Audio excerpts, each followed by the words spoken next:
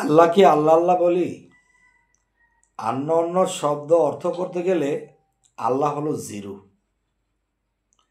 যখন মোহাম্মদ সাল্লাহ সাল্লাম তার নূরকে সৃষ্টি করেছে তখন আল্লাহ হয়েছে হিরু। তো আল্লাহকে জিরো বলা হলো, এটা তো একটা খারাপ শোনা যায়। দেখেন, এই পৃথিবীতে কোনো মানুষ যদি হিরু হতে হয় তাহলে সে জিরো থেকেই হিরু হয়। তো জিরোর আরেক নাম হলো কি শূন্য। শূন্যর উপরে শূন্য দিয়া আল্লাহ তিনি ছিল বইয়া, তাহার কোনো হদিস ছিল না, তাহার কোনো পরিচিতি ছিল না। তাকে কে আল্লাহ বলে ডাকবে? সে এত বড় ক্ষমাশীল, তাকে কে আল্লাহ বলে ডাকবে? সে যে এত বড়, এই বড় কে বলবে? তখন কিন্তু সৃষ্টি করা হয়েছে যে যখন সমস্ত কিছু সৃষ্টির আগে স্রষ্টা কি সৃষ্টি করলেন? মোহাম্মদী নূর সৃষ্টি করলেন।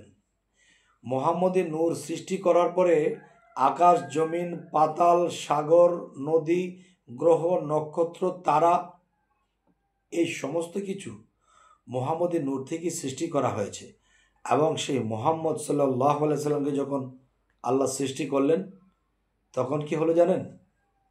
তখন তার থেকেই পাক পাঞ্জাতন, এবং এই পাক পাঞ্জাতনের বংশধর আছে, কিন্তু আল্লাহর কিন্তু বংশধর নেই। তবে এই মোহাম্মদ সাল্লাহ সাল্লাম কোথা থেকে এসেছে? আল্লাহর থেকে এসেছে। তবে আল্লাহ শরীক এটা বলা যাবে না, কেননা আল্লাহ কি বলেছে? আমি এক, আমি অদ্বিতীয়।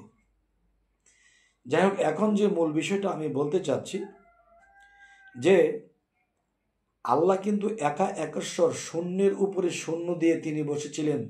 তার কোনো প্রচার প্রসার ছিল না। যখন হযরত মুহাম্মদ সাল্লাল্লাহু আলাইহি সাল্লামের নূরকে সৃষ্টি করা হলো, আস্তে আস্তে আস্তে আস্তে আল্লাহ প্রচার হতে শুরু করিল। মুহাম্মদ সাল্লাল্লাহু আলাইহি সাল্লাম তাকে প্রভু বললেন, এবং আস্তে আস্তে যখন মানুষ বাড়তে শুরু করলো তখন আল্লাহকে মহাপ্রভু, তার উপরে কোনো প্রভু নেই। যাই হোক, এই সমস্ত জগতবাসী এই জিনিসগুলো যদি আমরা বুঝতে চাই তো আরও আলোচনার দরকার। তো সামনে কি ধরনের আলোচনা চাইছেন জানাবেন। সকলে ভালো থাকবেন, ফলো দিয়ে রাখবেন। আল্লাহ হাফিজ।